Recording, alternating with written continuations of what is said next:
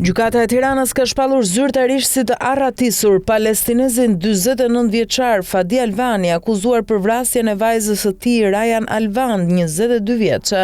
Ngjarja ka ndodhur në shkurt të 2025-s në Tiranë. Vendimi i gjykatës u mor pas refuzimit të drejtësisë së Libanit për të ekstraduar në Shqipëri autorin e dyshuar, i cili u arrestua në Liban me 23 prill 2025. Përmes një shkrese të datës 18/9/2025, Ministria për Europën dhe Punët e Jashtme ka informuar se Republika e Libanit ka refuzuar ekstradimin në Shqipëri të 49 vjeçarit. Pas ngjarjes, drejtësia shqiptare caktoi masën e sigurisë arrest me burg për palestinezin për vrasjen për shkak të rrethanave familjare, masë që nuk mund të ekzekutohet dhe për këtë shkak gjykata deklaroi ikjen e tij. 22 vjeçaria Rayan Alvan u gjet e vdekur në një apartament me qira ditore në Tiranë. Nga verifikimet rezultoi se ajo ishte futur në Shqipëri nga rinasi më 19 shkurt bashkë me të atin, ndërsa ky i fundit ishte larguar pa të më 22 shkurt 2025.